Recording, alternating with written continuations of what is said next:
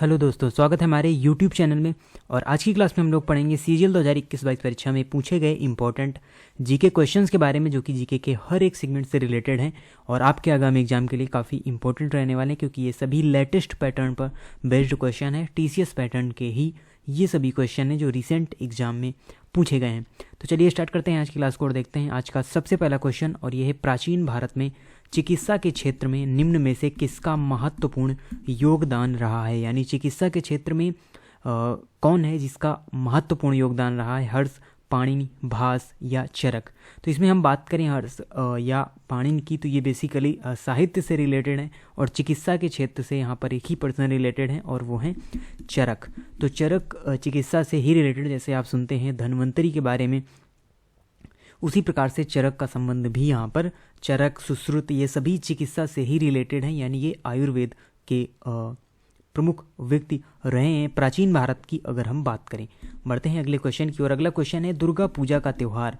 तो देखिए, फेस्टिवल और उसके साथ ही साथ डांस फॉर्म, इन दोनों से एक एक क्वेश्चन आपको देखने को मिलेगा। और अगर दोनों से क्वेश्चन नहीं आया तो एक से, यानी डांस फॉर्म से आपको क्वेश्चन निश्चित तौर पर हर एक शिफ्ट में देखने को मिलेगा, जैसा कि हम कई सारे सेट कंप्लीट कर चुके हैं और उनमें हमने इन सभी के बारे में देखा भी है।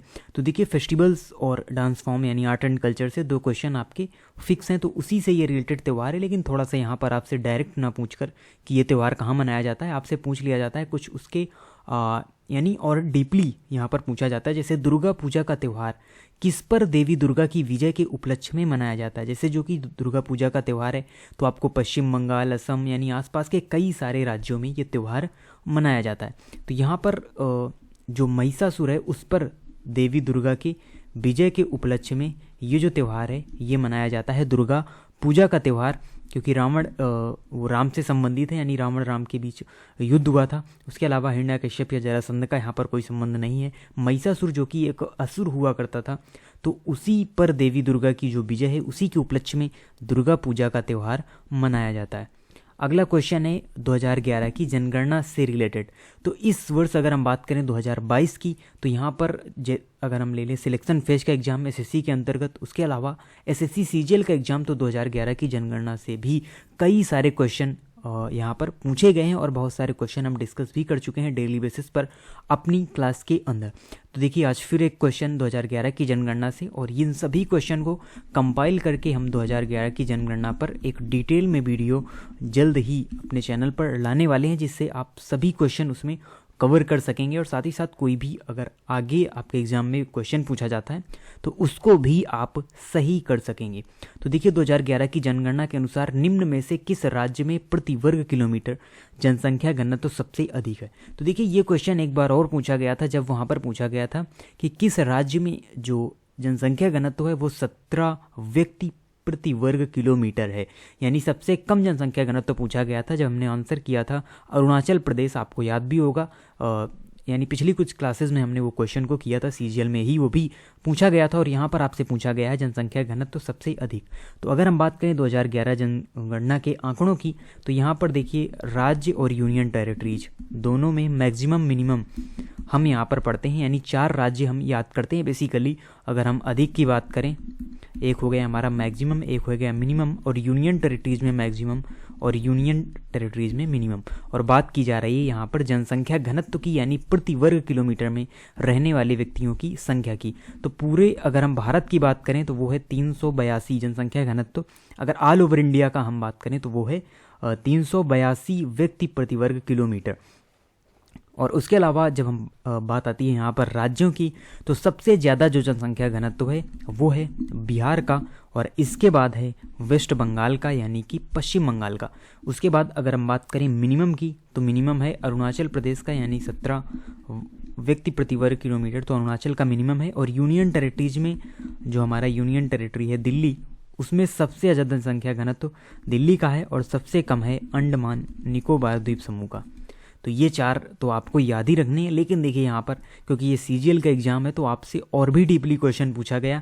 यहाँ पर आपको ना तो बिहार ऑप्शन में दिया गया और ना ही वेस्ट बंगाल ही ऑप्शन में दिया गया, और आपको बताना है जनसंख्या घनत्व तो सबसे अधिक। तो फिर यहाँ पर जो बिहार, वेस्ट बंगाल, तो यहाँ पर इन ऑप्शन के हिसाब से हमको देखना होगा अगर यहाँ पर बिहार दिया होता तो हम उसी को टिक करते, फिर हमारा झारखंड आंसर सही नहीं होता। जो आप ये सोच ले कि सबसे ज़्यादा जनसंख्या घनत्व तो झारखंड का है, तो ऐसा बिल्कुल सही नहीं है। यहाँ पर बिहार नहीं है, यानी इसलिए हम यहाँ पर झारखंड ऑप्शन सही टिक करेंगे। तो ये सारे आंकड़े आपको इससे रिलेटेड याद रखने। अगला क्वेश्चन है, बिधान चंद्र राय पुरस्कार निम्न में से किस क्षेत्र में दिया जाता है? तो अवार्ड्स से रिलेटेड यानी स्टैटिक जीके का पोर्शन इस बार भी CHSL के एग्जाम में हमको देखने को मिल रहा है। जैसा कि जो फीडबैक आ रहा है तो उसमें ये बताया जा रहा है स्टूडेंट्स के द्वारा कि जो स्टैटिक जीके है उसका वेटेज यहाँ पर बढ़ाया गया है, यानी डांस फॉर्म में, फेस्टिवल्स है, उसके अलावा अवार्ड्स हैं, इन सभी से जो क्वेश्चंस हैं वो ज़्यादा पूछे जा रहे हैं बेसिकली। तो विधान चंद्र राय पुरस्कार निम्न से किस क्षेत्र में दिया जाता है? तो देखिए कभी कभी आप थोड़ा सा कन्फ्यूज भी हो सकते हैं। अगर हम आपसे पूछें एक क्वेश्चन कि VC राय पुरस्कार किस क्षेत्र में दिया जाता है, तो आप तुरंत ही बता देंगे कि ये तो चिकित्सा के क्षेत्र में दिया जाने वाला पुरस्कार है, क्योंकि कई बार हम इसे पढ़ चुके हैं BC राय पुरस्कार के बारे में। लेकिन यहाँ पर आपसे क्या किया गया, आपसे इसी का फुल फॉर्म देकर पूछ लिया गया कि विधान चंद्र राय पुरस्कार। तो आपको ऐसा लग रहा होगा कि ये कोई नया पुरस्कार है, लेकिन ये उसी का फुल फॉर्म है, यानी VC राय पुरस्कार का ही फुल फॉर्म है, और ये दिया जाता है चिकित्सा के क्षेत्र में। जो BC राय पुरस्कार है वो दिया जाता है। उसके अलावा अन्य चिकित्सा के जो अवार्ड हैं उनमें धन्वंतरी पुरस्कार भी दिया जाता है। उसके अलावा RD बिड़ला पुरस्कार भी दिया जाता है। ये सभी चिकित्सा के क्षेत्र में दिए जाने वाले पुरस्कार हैं। उसके अलावा बात करें अगर हम वास्तुकला की, तो वास्तुकला के क्षेत्र में अंतर्राष्ट्रीय पुरस्कार है जो एक दिया जाता है प्रियतजर पुरस्कार। तो ये भी आपको याद रखना है, प्रियतजर पुरस्कार रिलेटेड टू वास्तुकला आर्किटेक्चर से रिलेटेड ये अवार्ड है, और इसी से मिलता जुलता नाम है पुलित्जर अवार्ड। तो पुलित्जर प्रियतजर कंफ्यूज नहीं होना है। पुलित्जर पुरस्कार दिया जाता है पत्रकारिता के क्षेत्र में, तो ये पत्रकारिता के क्षेत्र में दिया जाने वाला पुरस्कार है पुलित्जर पुरस्कार। बढ़ते हैं अगले क्वेश्चन की ओर। अगला क्वेश्चन है, ग्रामीण क्षेत्रों में ऋण की सुविधाओं के लिए किसकी सिफारिशों पर क्षेत्रीय ग्रामीण बैंकों की स्थापना की गई? यानी जो ग्रामीण क्षेत्र हैं उनका भी विकास हो सके और जो सारी बैंक की सुविधाएं हैं वो ग्रामीणों तक पहुंच सके, इसके लिए क्षेत्रीय ग्रामीण बैंकों की स्थापना की गई कई सारी, और इसकी सिफारिश की गई थी नरसिम्हा समिति के द्वारा। तो नरसिम्हा समिति के द्वारा ही जो सिफारिश की गई उसी के आधार पर ग्रामीण बैंकों की स्थापना की गई। अगला क्वेश्चन है, मुगल दरबार के इतिहास किस में लिखे गए हैं, किस भाषा में लिखे गए हैं? अरबी, तुर्की, उर्दू या फारसी? तो यहाँ पर बात करें अगर हम अरबी भाषा की, तो देखिए सबसे पहले जो अरब मुस्लिम है वो ही भारत में आए थे। जब मोहम्मद बिन कासिम ने 712 ईस्वी में भारत में आक्रमण किया था तो वो एक अरबी आक्रमणकारी था। उसके बाद फिर जो तुर्क आक्रमणकारी हैं वो भारत आए, और फिर अगर हम बात करें मुगल शासन की, यानी जो मुगल काल रहा, उसमें बेसिकली जो आपको भाषा देखने को मिलेगी वो मोस्टली आपको फारसी भाषा देखने को मिलेगी। तो मुगल दरबार के इतिहास जो थे वो सभी फारसी भाषा में ही लिखे गए थे। अगला क्वेश्चन है, केलूचरण महापात्रा निम्न में से किस श्रेणी के नृत्य के प्रतिपादक हैं? तो देखिए डांस फॉर्म से आपसे ये एक तो ये क्वेश्चन पूछा जाएगा कि जो डांस फॉर्म है ये किस राज्य से रिलेटेड है, या इस राज्य का कौन सा डांस फॉर्म है। उसके अलावा बात करें अगर तो इनसे रिलेटेड जो व्यक्ति होंगे उनके बारे में आपसे पूछा जाएगा, जैसे मृणालिनी साराभाई किससे रिलेटेड हैं, शंभू महाराज किस नृत्य से रिलेटेड हैं, और उसी आधार पर पूछा गया है केलूचरण महापात्रा किस श्रेणी के नृत्य के प्रतिपादक हैं। तो यहाँ पर जो आपका सही आंसर होगा वो होगा उड़ीसी, यानी ये उड़ीसी नृत्य के प्रतिपादक हैं, और उड़ीसी नृत्य नाम से ही स्पष्ट है उड़ीसा का शास्त्रीय नृत्य। यहाँ पर सभी जो नृत्य दिए हुए हैं ये सभी शास्त्रीय नृत्य हैं। कुल कितने शास्त्रीय नृत्य हैं?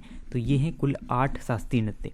भरतनाट्यम है ये तमिलनाडु का शास्त्रीय नृत्य है, और कुचिपुड़ी आंध्रा का शास्त्रीय नृत्य है। तो 4 हमारे ये लिखे हुए हैं, और इसके अलावा 4 कौन होते हैं? 4 हैं हमारे कथकली, मोहिनीअट्टम,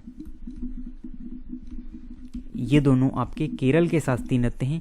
उसके बाद फिर आता है कथक, और ये उत्तर भारत यानी उत्तर प्रदेश वाले एरिया में बेसिकली आपको देखने को मिलेगा, यानी नॉर्थ इंडिया उत्तर भारत का शास्त्रीय नृत्य है। और उसके अलावा सत्रिया शास्त्रीय नृत्य जो कि असम का शास्त्रीय नृत्य है। तो ये हमारे 8 टोटल शास्त्रीय नृत्य हैं, तो इनसे रिलेटेड पर्सन्स भी आपको याद रखना। अगला क्वेश्चन है, मध्य मंडल किसके ऊपर स्थित एक ऐसा क्षेत्र है जिसमें ऊंचाई के साथ तापमान बढ़ता है? तो आपसे यहाँ पर पूछा जा रहा है बेसिकली मध्य मंडल के बारे में, ये किसके ऊपर स्थित है? आपको यहाँ पर ये क्वेश्चन बताना है जिसमें ऊंचाई के साथ तापमान भी बढ़ता है। तो यहाँ पर हम फिगर के माध्यम से देखेंगे। तो देखिए ये है हमारा ट्रोपोस्फियर, स्ट्रेटोस्फियर, फिर है मीजोस्फियर, थर्मोस्फियर और एक्सोस्फियर, यानी 5 परतें होती हैं हमारे वायुमंडल में, अर्थ एटमॉस्फेयर की अगर हम बात करें। देखिए कभी आपसे हिंदी में ना पूछकर इंग्लिश में भी पूछ लिया जाता है। तो यहाँ पर क्षोभ मंडल है, फिर है समताप मंडल, और वायुयान के लिए उपयुक्त जो है वो है स्ट्रेटोस्फीयर यानी कि समताप मंडल। और फिर आता है हमारा मीजोस्फीयर मध्य मंडल, और फिर आता है आयन मंडल या थर्मोस्फीयर जिसे हम कहते हैं, तापमंडल या आयन मंडल। उसके बाद फिर आता है हमारा इग्जोस्फीयर। तो यहाँ पर अगर हम बात करें अपने क्वेश्चन की, तो थोड़ा सा जो क्वेश्चन है वो हमारा यहाँ पर मिसप्रिंट दिया हुआ है, क्योंकि यहाँ पर मध्य मंडल की बात की गई है, यानी मध्य मंडल के ऊपर कौन सी परत स्थित है जिसमें ऊंचाई के साथ तापमान बढ़ता है। तो ये इसका सही आंसर होगा तापमंडल। थोड़ा सा क्वेश्चन मिसप्रिंट है यहाँ पर, जो फिल इन द ब्लैंक्स है। तो यहाँ से आपको बेसिकली यहाँ पर बताना है मध्य मंडल के ऊपर वाली परत। तो मध्य मंडल के जो ऊपर वाली परत है वो है हमारी थर्मोस्फीयर, और ऊंचाई बढ़ने के साथ ही साथ यहाँ पर ताप भी बढ़ता है, टेम्परेचर भी यहाँ पर बढ़ता है। तो ये यहाँ पर सही आंसर है। थोड़ा सा क्वेश्चन यहाँ पर मिस प्रिंट हो गया है।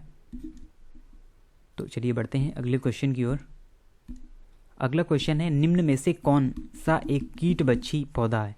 तो आपको बताना है कौन सा एक कीटबच्ची पौधा है। तो यहाँ पर जो सही आंसर होगा वो होगा ड्रोसेरा। तो ड्रोसेरा एक कीटबच्ची पौधा है। आपने पढ़ा भी होगा बचपन में, हमारी बुक्स में दिया होता था। जब वहाँ पर ये पौधे होते हैं इस प्रकार से फैले हुए, जैसे इसमें कोई कीट बैठता है वो यहाँ पर बंद हो जाते हैं पूरी तरीके से, और फिर उस कीड़े को धीरे धीरे ये पेड़ खा जाते हैं, इसीलिए इन्हें कीटबच्ची पौधा कहा जाता है। अगला क्वेश्चन है बेसिल कैलमेट गुएरिन, जो कि बेसिकली बीसीजी का ही फुल फॉर्म है, किसके लिए एक टीका है। यानी आपसे पूछा जा रहा है बीसीजी किसका टीका है। तो यहाँ पर सही आंसर होगा यक्ष्मा। यक्ष्मा से आप नहीं जानेंगे। अगर आपसे कहा जाए टीबी, जो टीबी एक रोग होता है, यक्ष्मा रोग होता है, उसी के लिए टीका को बनाया गया जिसका नाम है बीसीजी। तो बीसीजी का टीका दिया जाता है टीबी के लिए, टीबी की रोकथाम के लिए, यक्ष्मा के रोकथाम के लिए। उसके अलावा प्लेग या आंत्रज्वर जो अदर रोग हैं ये दिए गए हैं। तो ये हमारे आज के इंपॉर्टेंट 10 क्वेश्चन थे, और इन सभी से रिलेटेड पीडीएफ आपको हमारे टेलीग्राम चैनल पर अवेलेबल होगी। और हमारे 17 सेट कंप्लीट हो चुके हैं, मात्र 3 सेट हमारे बचे हुए हैं। और फिर इसके बाद जो भी काफ़ी ज़्यादा मेजर पोर्शन है, यानी जहाँ से हर एक सेट में क्वेश्चन पूछे जा रहे हैं, तो उन पर हम डिटेल वीडियो लेंगे। जैसे जो जनसंख्या है 2011 के आंकड़ों के अनुसार, इस जनसंख्या पर एक डिटेल वीडियो हम लाने वाले हैं। साथ ही साथ जो नृत्य या फेस्टिवल्स हैं और जिनसे रिलेटेड कई सारे क्वेश्चन अलग अलग एग्जाम में पूछे गए, उनके बारे में भी हम डिस्कस करेंगे। तो मिलते हैं आपसे नेक्स्ट वीडियो में, तब तक के लिए धन्यवाद।